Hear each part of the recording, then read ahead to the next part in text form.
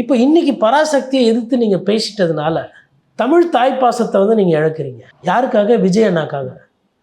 தமிழ் வேறு விஜய் வேறு அல்ல, அவரும் தமிழர் தான்.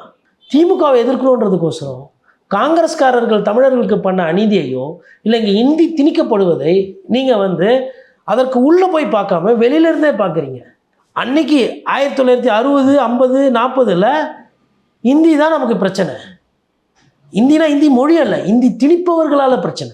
அதை எதிர்த்து தான் அண்ணா போராடினார். அதை எதிர்த்து தான் அண்ணாக்கு முன்னாடி இருந்த தமிழ் ஆதரவாளர்கள் போராட்டக்காரர்கள் போராடினாங்க.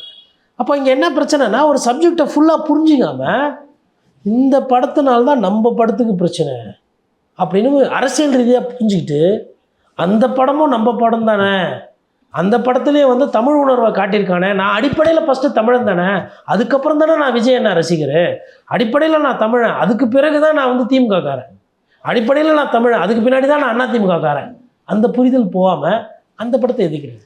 அது என்ன வந்து எங்கன்னா கள்ளக்காதல் பண்ணுற மாதிரி இருக்கா, இல்லை வந்துட்டு நான் உன்னை கட்டிக்கிறேன் அதுக்கப்புறமா நான் அவளை கட்டிக்கிறேன் அந்த மாதிரி எதனா படமா, இல்லை அந்த படத்தில் எதனா கஞ்சா வியாபாரத்தை பற்றி காட்டுறாங்களா?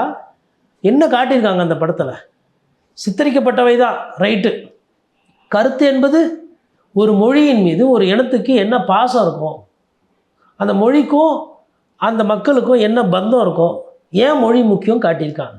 நீங்களாம் வீட்டில் தமிழ் தானே பேசுகிறீங்க, வாரதுனா மொழி பேசுகிறீங்களா, கிரேக்கோ லத்தீன் பேசுகிறீங்களா? விஜய் ரசிகர்கள் மொழியினருக்கு முன்னாடி மிச்சம் எல்லாம் மண்,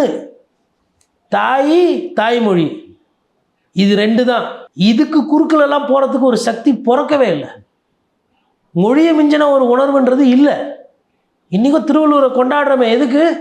ராபர்ட் கால்டுவெல் வெள்ளக்காரர் வந்து இங்கே தமிழ் தாத்தான்னு ஏற்றுக்கிறமே எதுக்கு? மொழி பாசம்.